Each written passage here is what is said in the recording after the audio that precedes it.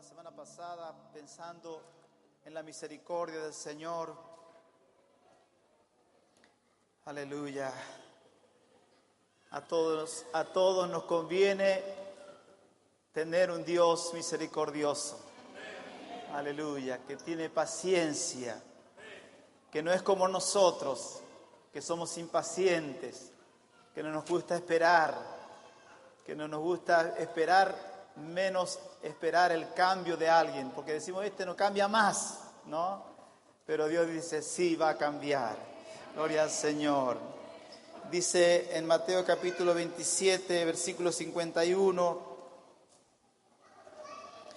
versículo 50 dice, mas Jesús, habiendo otra vez clamado a gran voz, entregó el Espíritu.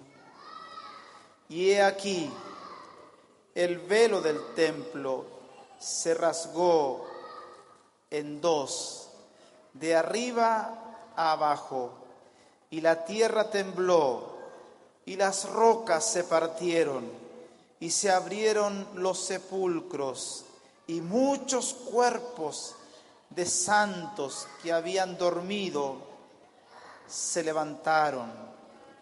Aleluya. Y saliendo de los sepulcros, después de la resurrección de Él, vinieron a la santa ciudad y aparecieron a muchos.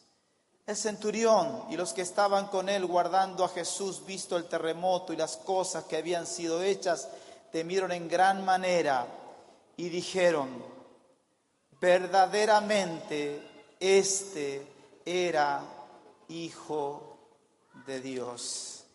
Verdaderamente este era Hijo de Dios.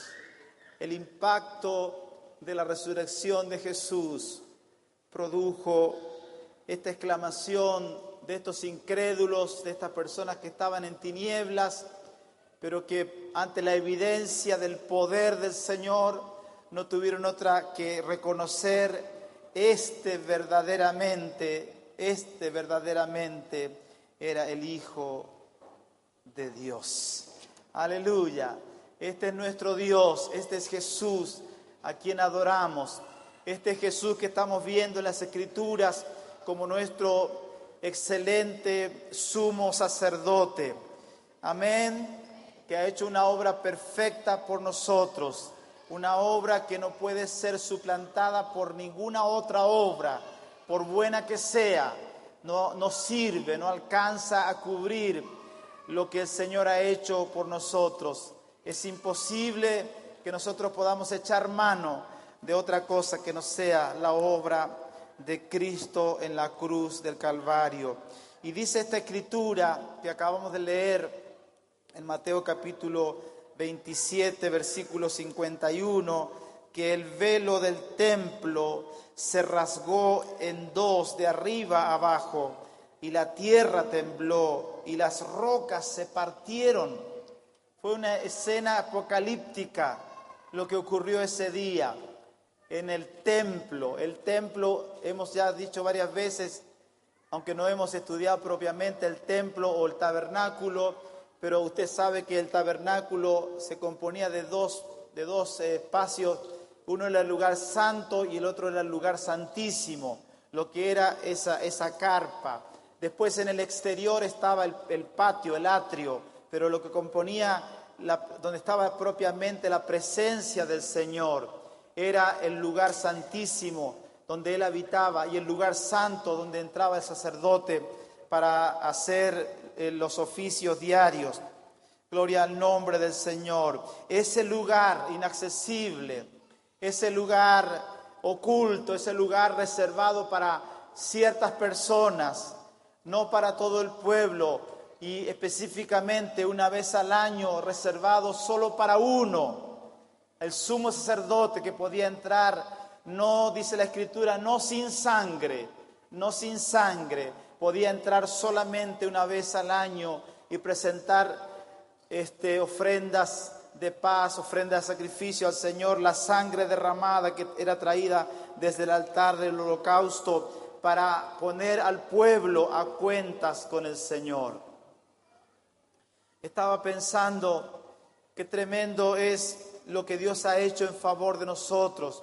Por eso el escritor a los Hebreos dice: acerquémonos confiadamente al trono de la gracia. Aleluya, aleluya. A nosotros nos puede parecer repetitivo, nos puede parecer algo intrascendente, nos puede parecer, incluso alguno puede pensar: pero el pastor, ¿hace cuánto que estás diciendo las mismas cosas? La voy a volver a decir otra vez. Porque no nos estamos acercando a Él, porque no estamos cerca de Él, porque se evidencia, se ve, se nota que no estamos cerca de Él. Es necesario que nos volvamos a Dios. Nos encontramos en medio de una generación maligna, perversa, en medio de la cual nosotros tenemos que resplandecer como luminares.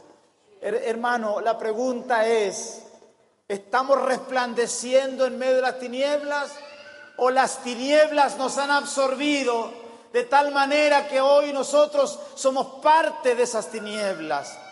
Que el Señor nos ayude. Dice esta escritura que el velo del templo, el acceso a ese lugar reservado, el acceso se abrió ampliamente, y no lo abrió un hombre, lo abrió Dios, porque dice que se rasgó de arriba hacia abajo. Y no era una cortina como esta, que usted la puede dañar y rasgar, porque tenía un espesor, porque se componía de muchas telas.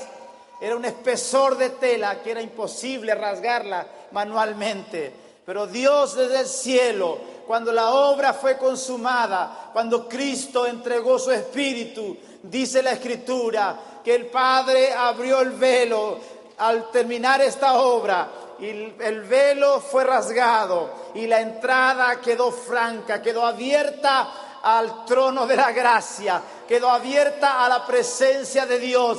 Y esa es la presencia de Dios que Dios anhela, que Dios desea que nosotros disfrutemos cada día.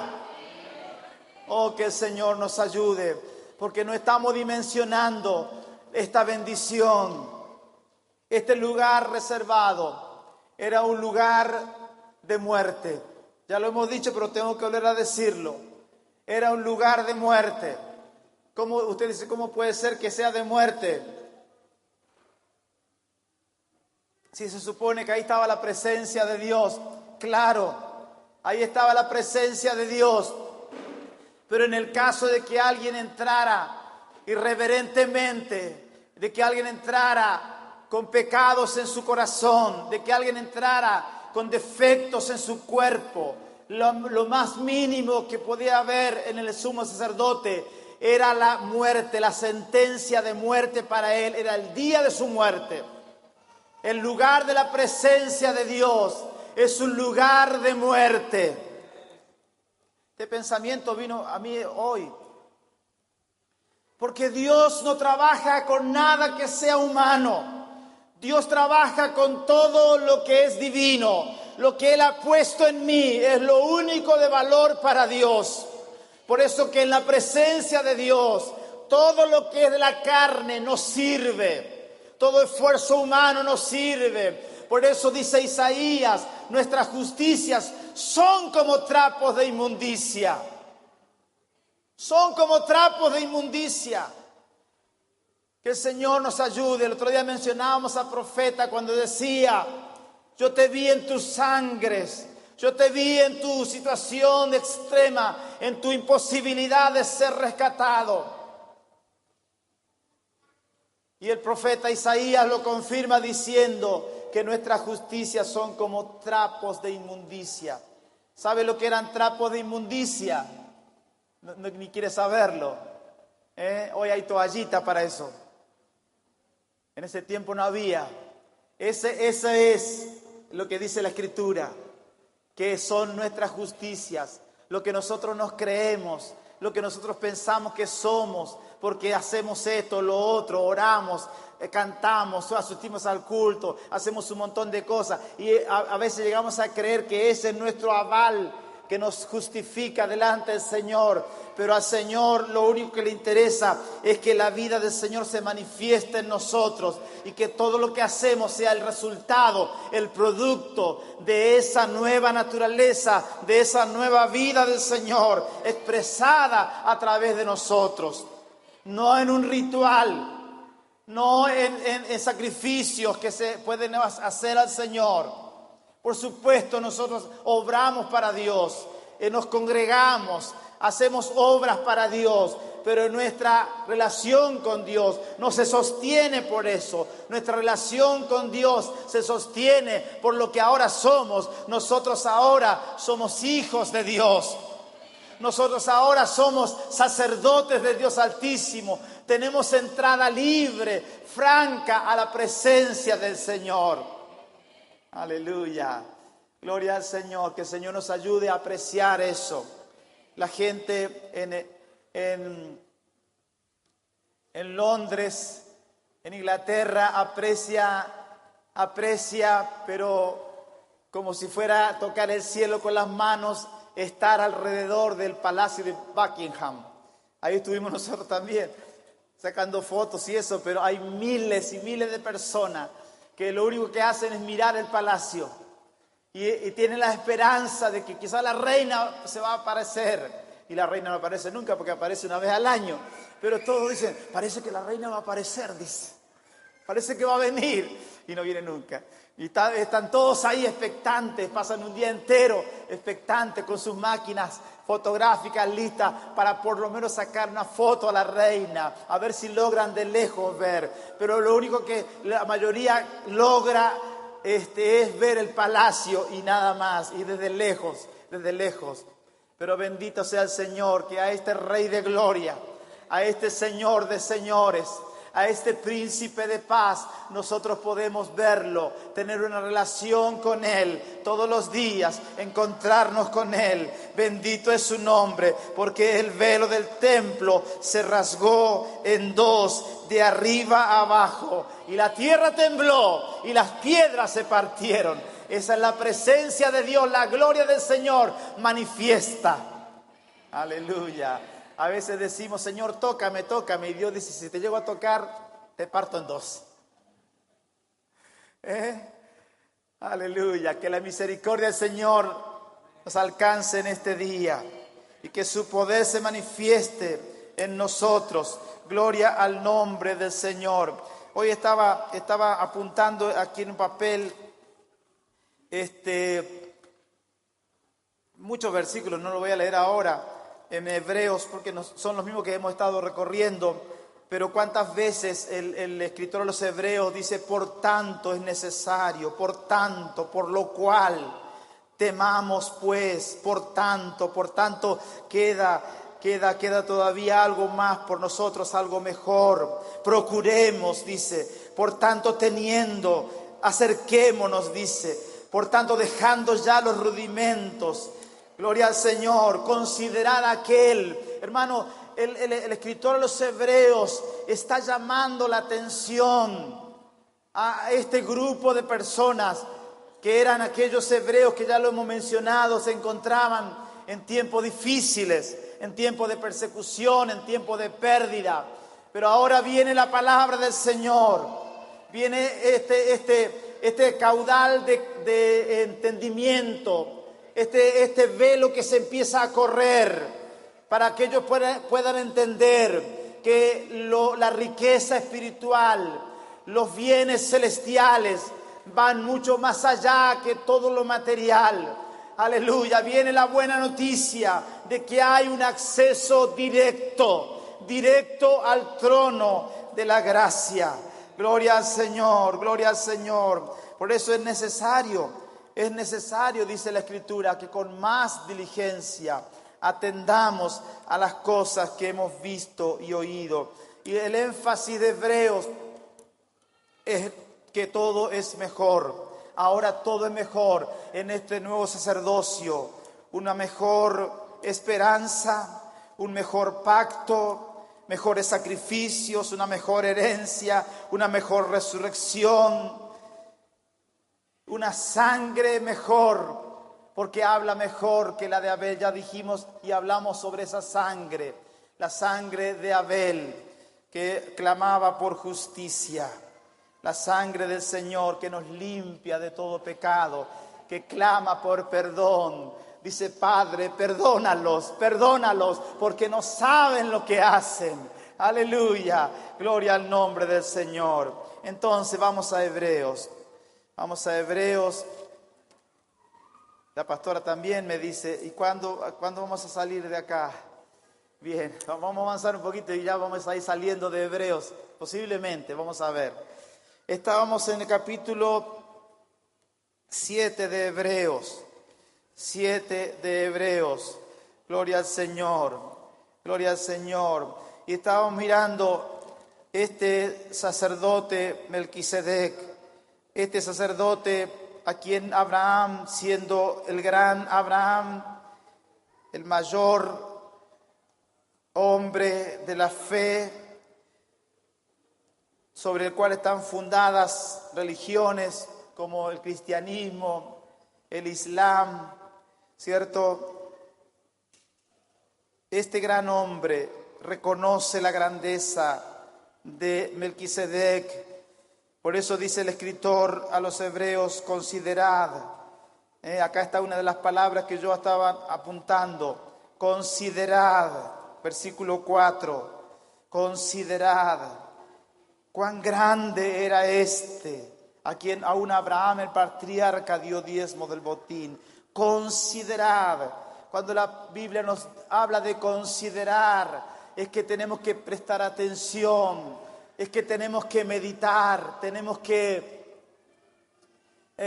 hacer como hacen las vacas que son rumiantes, ¿no? Parece que, no sé si es que tienen varios estómagos o es que tienen un estómago compartido en varias secciones. Entonces, de tal manera que la comida como que vuelve a la boca y vuelve otra vez a ser masticada. Ese es considerar la grandeza, no solo de Melquisedec, la grandeza de este sumo sacerdote al que Abraham entregó los diezmos, y en él, dice la Escritura, Leví también estaba haciendo esto. Gloria al Señor, poniendo en dimensión la grandeza de Melquisedec. Por eso dice en el versículo 7 que la discusión se termina, no hay discusión alguna. El menor es bendecido por el mayor. Melquisedec bendijo a Abraham. Abraham no dio lo que dio para ganar el favor de Melquisedec, ni la bendición de Melquisedec.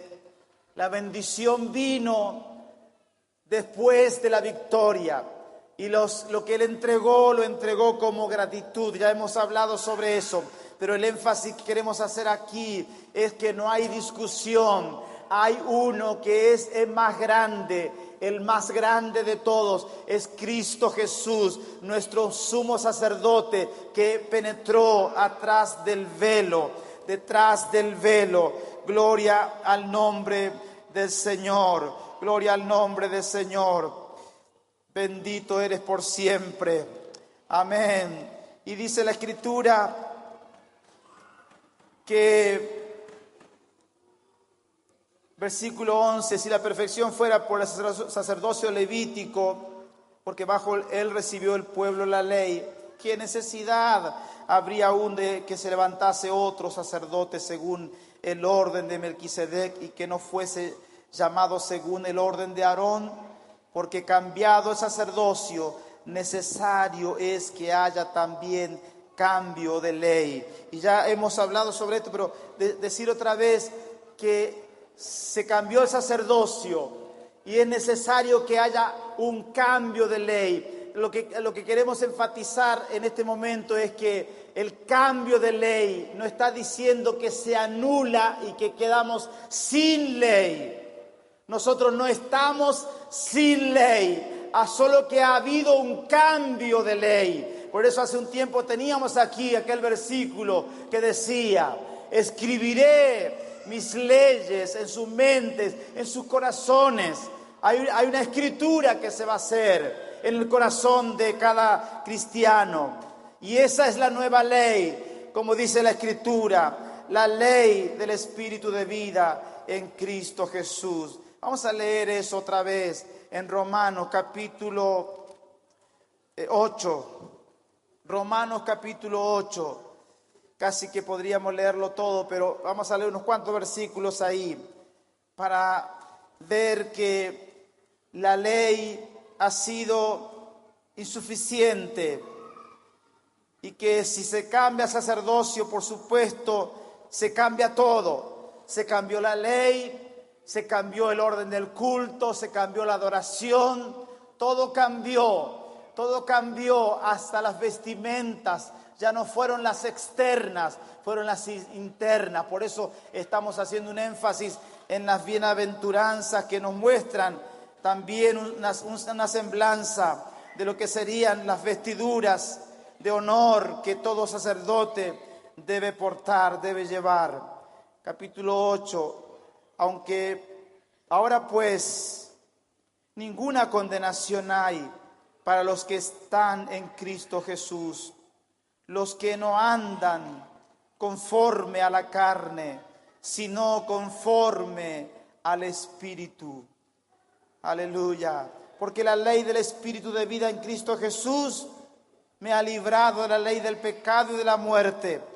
Porque lo que era imposible para la ley, ¿cómo era? Imposible para la ley. Por cuanto es débil por la carne. ¿Cómo es? Débil por la carne. Dios, enviando a su Hijo en semejanza de carne y de pecado, a causa del pecado, condenó al pecado en la carne, para que la justicia de la ley se cumpliese en nosotros, que no andamos según la carne, conforme a la carne, sino conforme al Espíritu. Porque los que son de la carne piensan en las cosas de la carne, pero los que son del Espíritu, en las cosas del Espíritu. Porque el ocuparse de la carne es muerte, pero el ocuparse del Espíritu es vida y paz. ¿Qué es vida y paz? Paremos un poquito ahí para decir que si alguien está aquí y no ha tenido un encuentro con Dios, no ha tenido esta experiencia de tener la vida de Dios en su corazón, y usted simplemente ha oído de Dios, y usted cree en Dios, a usted le falta todavía algo más, que la vida de Dios sea implantada dentro de su corazón, de tal manera que esta escritura que estamos leyendo aquí se haga real en su vida, que la vida y la paz se hagan manifiestas en su espíritu, en su corazón, en su mente. Dice la Escritura que cuando uno se ocupa del Espíritu, esto es vida y es paz. Hay un estado de quietud, hay un estado de satisfacción, hay un estado, como decíamos en estos días, de bienaventuranza. Esto sería la palabra bienaventuranza expresada de otra manera, en vida y paz. Porque ¿qué es la bienaventuranza? Sino estar viviendo en paz. Y viviendo, pero no solo respirando, sino viviendo la vida de Dios. Porque millones de millones viven en el mundo, pero muy pocos son los que están viviendo de verdad. La vida de Dios implantada en nosotros nos aporta esta nueva vida, por cuanto los designios de la carne son enemistad contra Dios, porque no se sujetan a la ley de Dios, ni tampoco pueden. Y los que viven según la carne no pueden agradar a Dios. Mas vosotros no vivís según la carne, sino según el Espíritu, si es que el Espíritu de Dios mora en vosotros. Y si alguno no tiene el Espíritu de Cristo, no es de él. Pero si Cristo está en vosotros, el cuerpo en verdad está muerto a causa del pecado, mas el Espíritu vive a causa de la justicia. Y si el Espíritu de aquel que levantó de los muertos a Jesús, mora en vosotros. El que levantó de los muertos a Cristo Jesús, vivificará también vuestros cuerpos mortales por su Espíritu que mora en vosotros. Por su Espíritu que mora en vosotros. Aleluya. Esta es la vivificación que produce el Espíritu impartido en nosotros. Lo que viene diciendo aquí el apóstol Pablo a los romanos, viene hablando de la ineficacia de la ley, de la inutilidad de la ley, que la ley ha sido como un espejo simplemente para mostrar el pecado, para mostrar dónde estaba el problema, pero no ha provisto soluciones, no ha provisto la paz con Dios, no ha provisto esta novedad de vida. Pero dice esta escritura aquí que si nosotros buscamos las cosas del Espíritu, si vivimos por el Espíritu, entonces viviremos esta vida de Dios en nosotros y habrá paz, habrá armonía en nuestro interior. Gloria al Señor, que el Señor nos ayude, porque es tremenda esta escritura cuando dice que si el Espíritu que levantó a Cristo de los muertos mora en nosotros, vivificará también nuestros cuerpos mortales. Aleluya. No voy a preguntar aquí cuántos cuerpos mortales hay, porque todos tenemos un cuerpo mortal. En otras palabras, todos nosotros tenemos una fecha de vencimiento. En cualquier día de estos ya uno de nosotros no va a estar aquí. Ya hay varios hermanos que se han ido de acá, de medio de nosotros, y ya no están entre nosotros. ¿Por qué? Porque se fueron con el Señor. Nosotros caminamos en un cuerpo mortal. Por eso, como este cuerpo mortal ya sabemos en qué va a terminar, no nos debe sobrepreocupar o sobreocupar el cómo este cuerpo está o no está. Lo que más nos debería ocupar es esa vida del Espíritu en nosotros.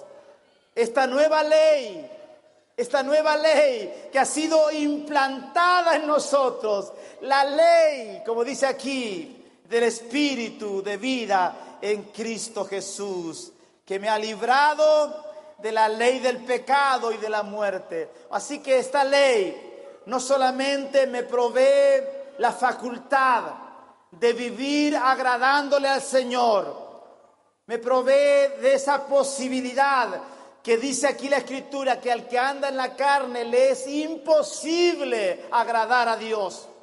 Pero esta ley impartida a mí me da la posibilidad de agradar a Dios. Aleluya, de vivir para el Señor. Y no solo eso, sino que esta ley de vida que me ha provisto vida, me ha librado de la ley del pecado y de la muerte. Me da vida, me permite vivir esta novedad de vida y me libra de la otra ley del pecado y de la muerte. Aleluya, ¿se alegra o no? Aleluya, que el Señor nos ayude, para poder disfrutar de esta bendición. Cuando hablamos de vida, nos parece algo tan, ¿cómo se puede decir? Tan obvio, hablemos de algo más interesante. Pero hermano, la vida toma valor cuando usted está en terapia intensiva. Entonces ahí usted sabe lo que vale la vida. Y si es que está en terapia intensiva y con todos los aparatos, capaz que no es usted el que valora la vida, es su pariente que está cerca de usted y que no puede hablar, no puede dialogar porque usted está que revienta. Ahí se valora la vida. Ahí se da valor. Y quizás hemos desvalorizado el valor de la vida. El valor de la vida. Y nosotros que estamos en Cristo no solamente hemos recibido esta novedad de vida, sino que nosotros ahora tenemos la responsabilidad de impartir esa vida a otros. Gloria al Señor. Tenía ganas de hablar de la profesión porque en Hebreos también empieza a hablar de la profesión, y es un tema muy interesante la profesión, porque la profesión habla de una especialización. En el ámbito universitario, en la facultad, hay diferentes categorías, diríamos así, diferentes carreras que demandan diferentes conocimientos, diferente cantidad de dedicación para poder adquirir conocimientos, ¿cierto? Yo creería que alguien que va a ser, por ejemplo, un cirujano no puede de ninguna manera ser alguien que simplemente va a ir a sacar materias, a tratar de aprobar materias y de sacarse una nota con la cual puede zafar. Porque si ese cirujano que ha ido zafando de materia en materia, un día de eso yo caigo en las manos de él y me cuenta su historia, que él hizo toda la carrera, pero que fue zafando y logró coimear a algún maestro y logró que le recuperen alguna clase y lo que sea, y logró por fin tener el título. Yo no me pongo en la mano de ese cirujano ni loco. Ni loco, porque esa persona ha alcanzado un título, pero no tiene una profesión. ¿Me entiende? El Señor nos ha dado a nosotros una vida que nos ha provisto de vida a nosotros, pero que tenemos la responsabilidad de transmitirla a otros. La pregunta es, ¿cuánto hace, por lo menos hablando en estos términos, cuánto hace que intentaste transmitir esta vida a otra persona? ¿Cuándo fue la última vez que trataste de transmitir la vida de Cristo a otra persona, aunque sea diciéndole, Dios te bendiga? ¿Qué dijo? Dice, Dios te bendiga. Ah, gracias, dice. Igualmente, dice. Usted ya le pegó un golpe ahí. Pero nuestro Dios te bendiga, usted ya sabe cómo es a veces. Parece un ladrido de perros. No, ni se entiende. Ni en eso tenemos el valor de expresar la vida del Señor. ¿Qué queremos decir? Que la vida es algo de gran valor. Por eso la Escritura dice que hay fiesta en el cielo. Hay fiesta en el cielo. Por uno. El valor de uno que nosotros no dimensionamos. Uno dice uno, bueno, faltó uno, se fue uno, murió uno. Pero en el cielo uno revoluciona todo y provoca una fiesta porque un pecador se arrepintió. Bueno, la pregunta sería ahora, ¿cuánto hace que nos provoque una fiesta en el cielo? ¿O nunca provocaste una fiesta en el cielo? Ayúdanos, Señor. Que el Señor nos ayude, porque nos ha sido implantada una vida. Y dice esta Escritura que ahora pues ninguna condenación hay para los que están en Cristo Jesús, para los que no andan conforme a la carne, sino conforme al Espíritu. Piense bien en eso. No hay condenación, pero no para cualquiera, no para todos. Es para los que están en Cristo. Para los que están en Cristo. Y para los que tienen una forma de andar. Dice, los que no andan conforme a la carne. Tienen una forma de vivir. Viven conforme al Espíritu. Estos son incondenables. Aleluya.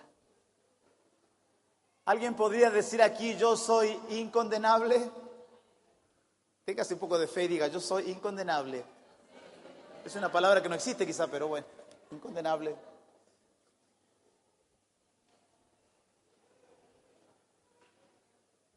Es feo cuando se condena a alguien que es inocente, ¿no? Y todo el mundo sabe, y esa persona sabe que es inocente, y va a cadena perpetua. Qué frustración de la vida. Qué terrible frustración. Qué terrible. Así estábamos nosotros, condenados a cadena perpetua, sin esperanza, sin Dios. Y hemos sido trasladados a otro ámbito y a otra posición, de tal manera que ahora no solamente que no tenemos cadena perpetua, pero de tal manera que ahora nadie nos puede condenar si es que estamos en Cristo y si es que no andamos conforme a la carne, sino conforme al Espíritu. Aleluya, aleluya. A este Espíritu de vida que opera en nosotros. Gloria al nombre del Señor. Entonces, lo que era imposible para la ley, versículo 3, lo acabamos de leer, porque era débil por la carne. Dios, enviando a su Hijo en semejanza de carne de pecado y a causa del pecado, condenó al pecado en la carne de Jesús, para que la justicia de la ley se cumpliese en nosotros, que no andamos conforme a la carne, sino conforme al Espíritu. Hacemos un énfasis aquí en el versículo 3, porque lo que era imposible para la ley, era imposible para la ley, era imposible para la ley, era imposible para esta carne corrupta, esta carne que tiende a la maldad, esta carne que tiende a la degradación. Lo dice aquí también, el ocuparse de la carne es muerte, pero el ocuparse del Espíritu es vida y paz, por cuanto los designios de la carne son enemistad contra Dios, porque no se sujetan a la ley de Dios, ni tampoco pueden. Los designios de la carne son enemistad contra Dios. Hay una enemistad con Dios. Este es el gran problema de la humanidad, el gran conflicto de la humanidad. No es el problema de la humanidad la pobreza. No es el problema de la humanidad la salud, la contaminación ambiental, no es la capa de ozono. El gran problema de la humanidad es el pecado, la maldad. Dice, por cuanto los designios de la carne son enemistad contra Dios. Y esto es lo que viene a resolver el Señor. Esta enemistad, rasgando el velo, abriendo la posibilidad a todo. Vengamos, dice el profeta, venid, venid, venid luego y estemos a cuentas. Si vuestros pecados fueren como la grana, como la nieve, serán emblanquecidos, o vendrán a ser como blanca lana. Gloria al Señor. Es poderoso el mensaje que tenemos. Es poderosa la vida que fluye, que corre por nosotros. Aleluya. Bendito es el nombre del Señor. ¿Qué sucede con la carne? Esta carne tiene una enemistad contra Dios. No se puede sujetar a la ley de Dios. No puede, es imposible, hermano. Sin Dios es imposible agradar a Dios. Por eso nosotros tenemos que vivir esta vida de Dios en una plenitud exuberante, extravagante, fanáticos. Oh, que el Señor nos ayude. Cómo nos asusta la palabra fanático. Dice, no, pastor, porque si nos ponemos fanáticos, capaz que usted se le va la mano con nosotros. Y no empieza aquí a tener una secta. Hermano, quédese tranquilo. Quédese tranquilo que si usted se torna un fanático y ya es fanático de Boca, de River, usted ya sabe lo que es un fanático, ¿no? Bueno, por lo menos eso espera Dios de nosotros. Por lo menos eso. Y a usted nunca se le ha soltado la cadena por ser fanático de un club. ¿Cómo sería de bueno que se nos suelte la cadena siendo fanáticos por el Señor? Gloria al Señor. Entonces, que el Espíritu nos vivifique. Aleluya. Volvamos otra vez. Gracias al Señor. A Hebreos, ya me imagino que tiene la página esa gastada de tanto leerla todos estos días. Entonces,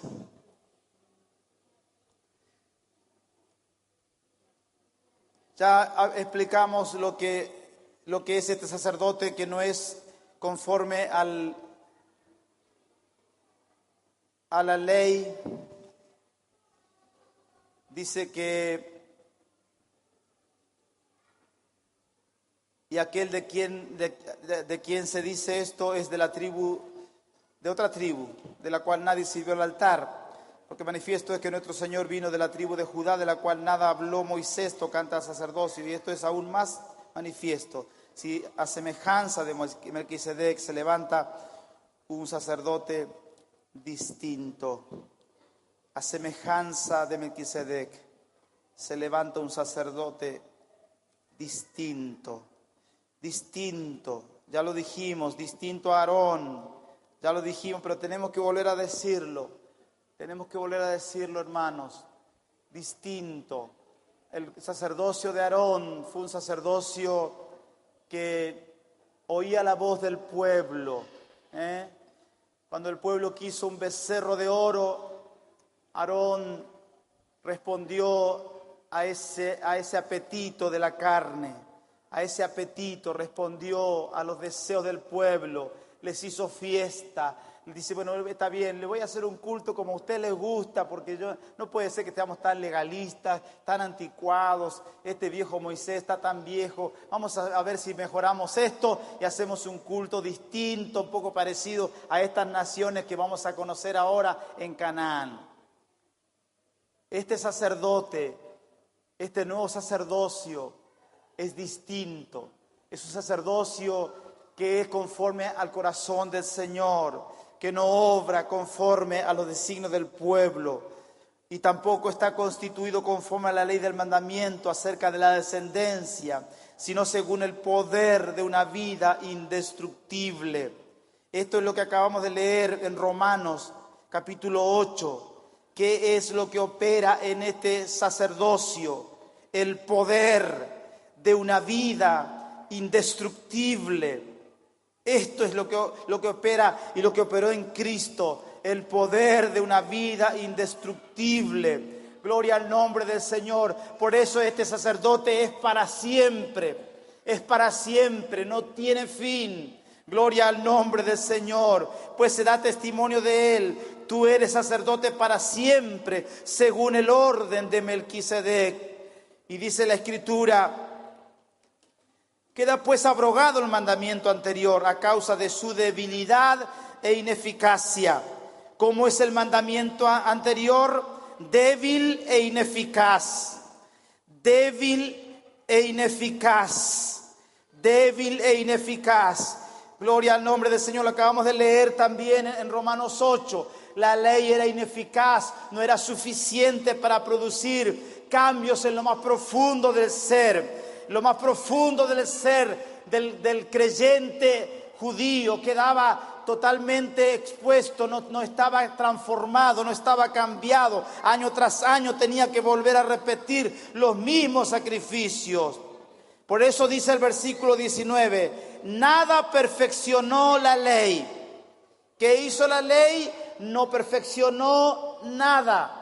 Nada, por eso las obras como mérito delante del Señor no sirven, porque no alcanzan, no sirven, son inútiles, no perfeccionó nada la ley. Dice, y de la introducción de una mejor esperanza, por lo cual nos acercamos a Dios, una mejor esperanza. ¿Cuál es esta mejor esperanza? Esta introducción, se introduce una mejor esperanza. ¿Cuál es esta mejor esperanza? La vida indestructible.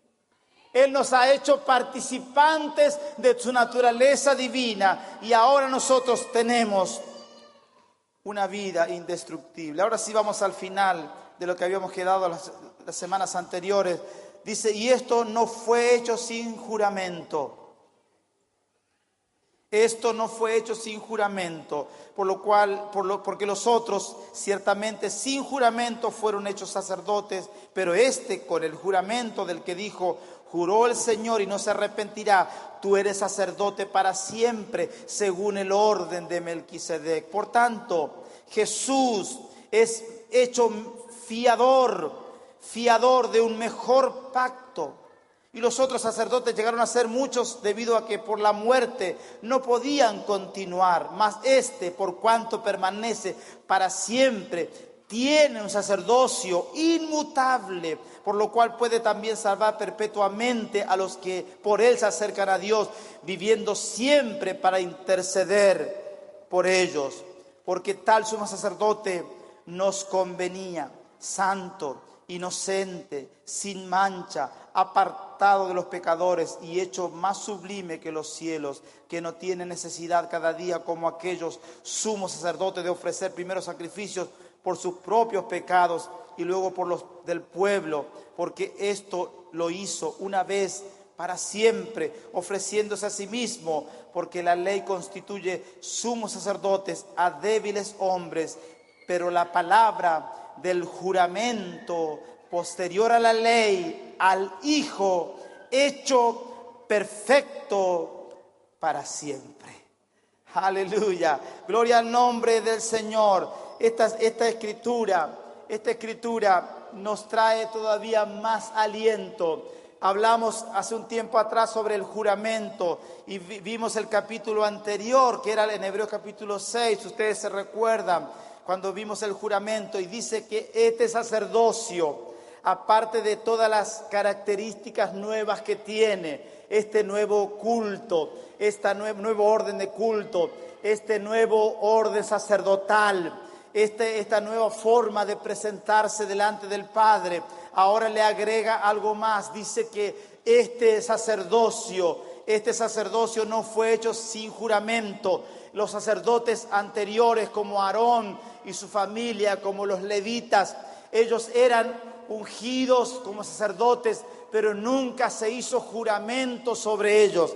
Este sacerdocio de ahora, al que nosotros hemos sido introducidos también, es un sacerdocio que conlleva no solamente una promesa, no solamente estas buenas noticias, pero también trae como complemento importante el hecho de que ha sido hecho con juramento. Y el juramento viene de parte de Dios. No es que los sacerdotes ahora van a jurar lealtad a Dios, lealtad a la palabra de Dios, sino que es Dios que jura por sí mismo. Y como dice la Escritura, y se jura a sí mismo, jura que este sacerdote será para siempre. Juró el Señor y no se arrepentirá. Tú eres sacerdote para siempre, según el orden de Melquisedec. Aleluya, gloria al nombre del Señor. Y lo que es un juramento de Dios es irrevocable. No está condicionado, no está sujeto a cambios. No es posible que algo lo rompa o lo quebrante. No es posible tampoco que Dios se arrepienta. Cuando Dios jura algo, lo cumple. Gloria al nombre del Señor. Por eso a nosotros no nos está permitido el jurar, porque nosotros somos imperfectos y nosotros tendemos a fallar en lo que prometemos. Pero nuestro Dios al cual servimos es un Dios fiel que cumple todo lo que Él promete. Gloria al nombre del Señor. Dice, por tanto, Jesús es hecho fiador de un mejor pacto.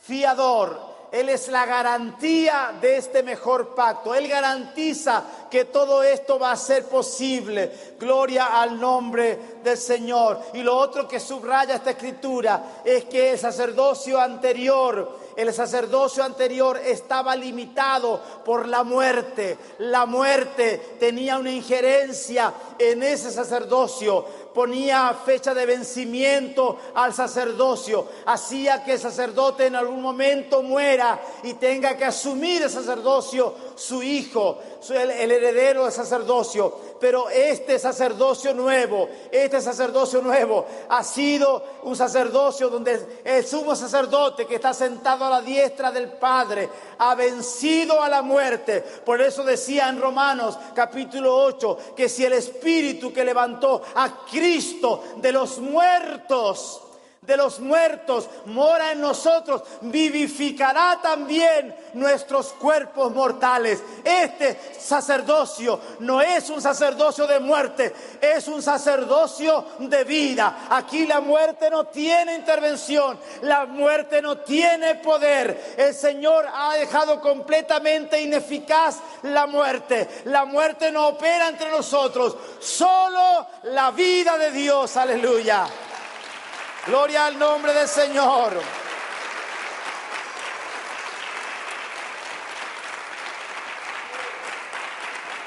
Aleluya. Este sacerdocio es inmutable, dice el versículo 24, por lo cual puede también salvar perpetuamente a los que por él se acercan a Dios, viviendo siempre para interceder por ellos. Gloria al nombre del Señor. Nuestro sacerdote es perfecto. Nuestro sacerdote ha hecho la obra expiatoria perfecta. Ha presentado su testimonio delante del Padre de su obra perfecta y consumada. Es un sacerdocio inmutable, es un sacerdocio con juramento, es un sacerdocio del que está por nosotros delante del Señor, delante del cual nos podemos acercar confiadamente. Dice aquí, por lo cual puede también salvar perpetuamente a los que se acercan a Dios. Se acercan a Dios, aleluya. Hoy la muerte no opera en este sacerdocio. Gloria al nombre del Señor. La muerte no tiene poder. Lo único que muere aquí es la carne. Todo lo que es carne no le sirve a Dios. Pero si nosotros andamos en el Espíritu, en el Espíritu no interviene la muerte no puede intervenir. Dice, porque tal sumo sacerdote, versículo 26, acá vamos terminando, nos convenía, aleluya, me conviene Cristo. Me conviene Jesús, te conviene Jesús. Si no lo conoces, te conviene Jesús, te conviene conocerlo a Él más que cualquier otra cosa en este mundo. Te conviene conocerlo al Señor, santo, inocente, sin mancha, apartado de los pecadores y hecho más sublime que los cielos, más sublime que los cielos. Gloria al nombre del Señor. Que el Señor nos dé una visión de este Dios al cual nosotros adoramos, que es más sublime que todo lo creado. Más sublime. Gloria al nombre del Señor. Este juramento que Él ha hecho nos permite estar confiados. Retrocediendo al capítulo anterior, donde Dios le hace la promesa a Abraham y le dice, te bendeciré y serás bendición. De cierto bendeciré con abundancia, te multiplicaré. Bueno, todo lo que Dios hizo, y para el fin de la controversia, lo que dijimos hace un tiempo atrás, Dios interpuso juramento para confirmación.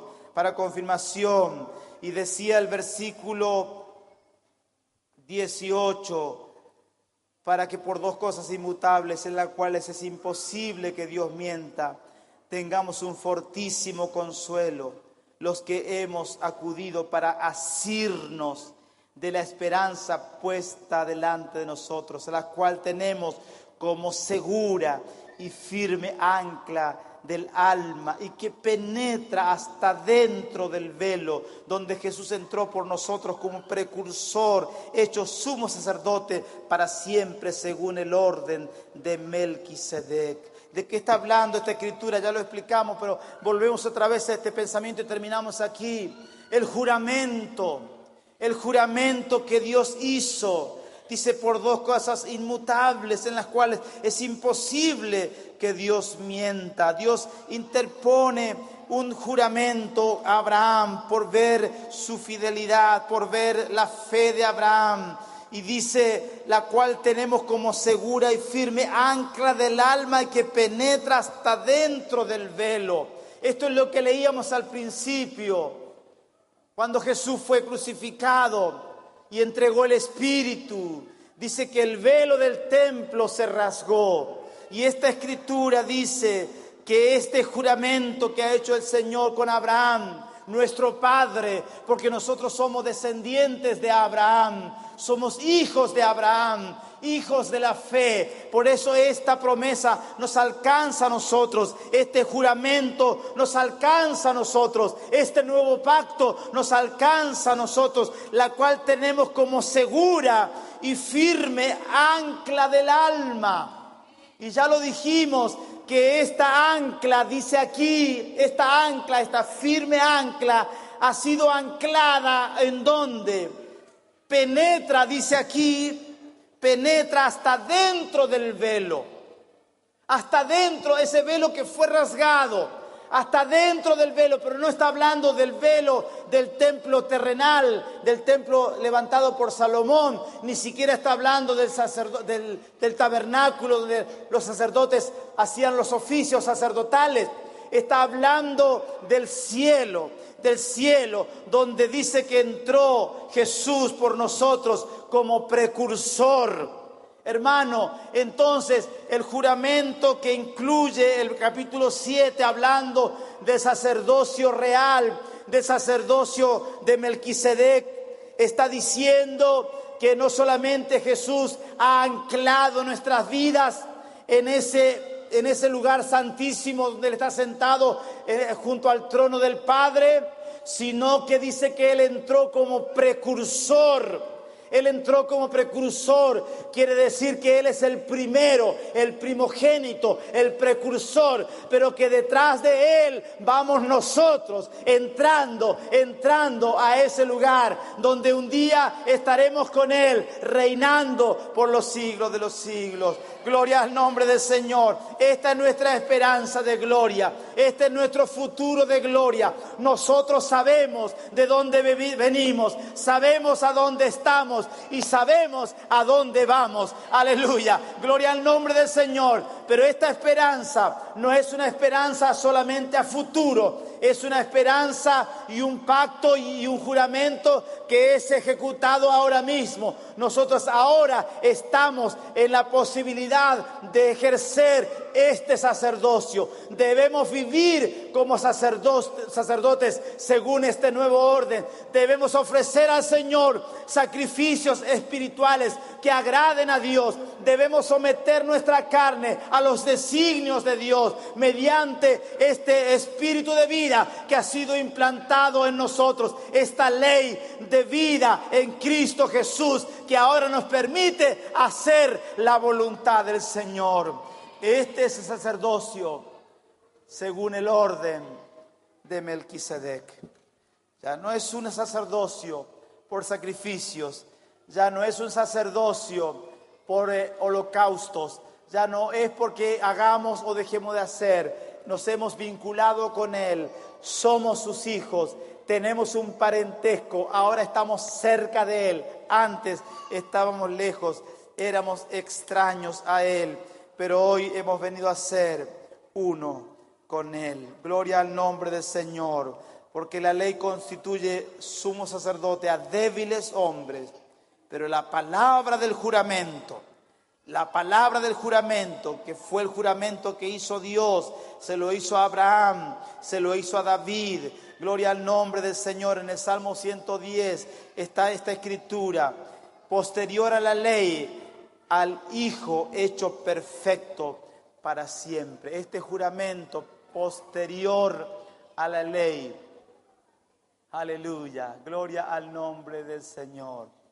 Gloria al nombre del Señor. Vamos a orar al Señor, que el Señor nos ayude en este día a poder vivir en esta novedad de vida, a no vivir en esas luchas carnales que a veces se repiten y nunca terminamos de salir adelante.